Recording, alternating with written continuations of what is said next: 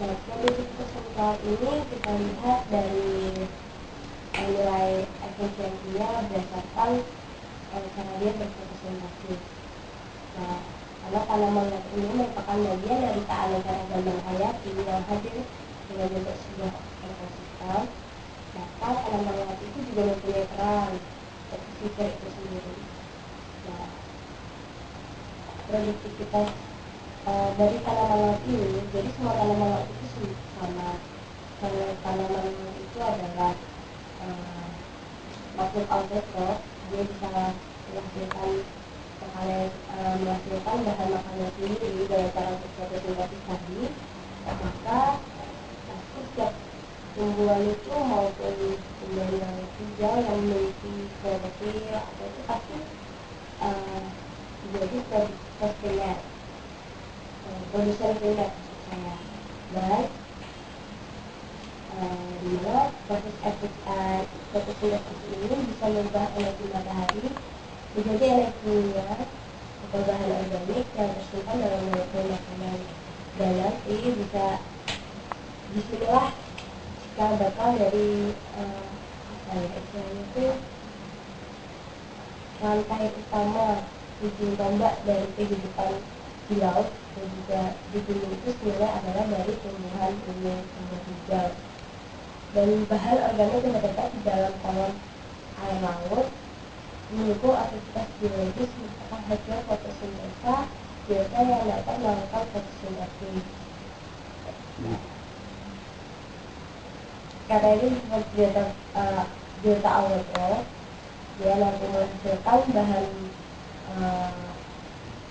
bahan organik sendiri untuk makanan itu sendiri, dan dia juga bahan organik itu pasti kan proses fotosintesis perlu diulang nggak? Nah, proses fotosintesis pasti ingat kan? Jadi H2O air itu membutuhkan bahan seperti air dan CO2 karbon dioksida dengan bantuan cahaya matahari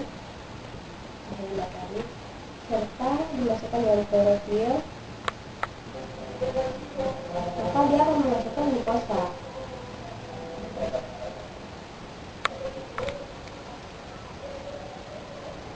Dan juga oksigen. Nah, glukosa ini yang penting bagi kehidupan lainnya, untuk primer, untuk hewan, siapapun juga, karena ya dari ikan kecil. Karena ikan kecil ini dia makan dari rumput laut. Nah, yang ikan kecil makan dari rumput laut, ikan kecil itu dimakan oleh ikan besar.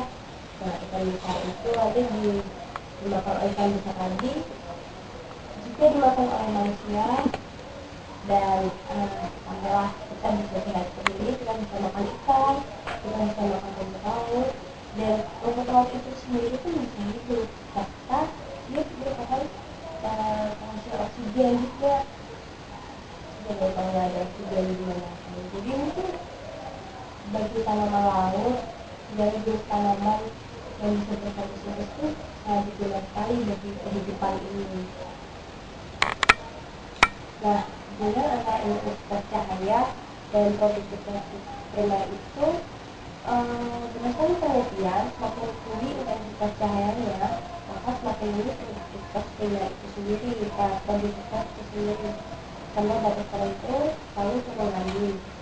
Dan seiring dengan kenaikan intensitas cahaya, maksudnya lalu turun lagi dan harus itu dengan kenaikan intensitas cahaya. Ada batasan tertentu bahwa peningkatan intensitas cahaya tidak selamanya meningkatkan produktivitas, dan itu berhubungan dengan reaksi gelap dan reaksi terang pada fotosintesis.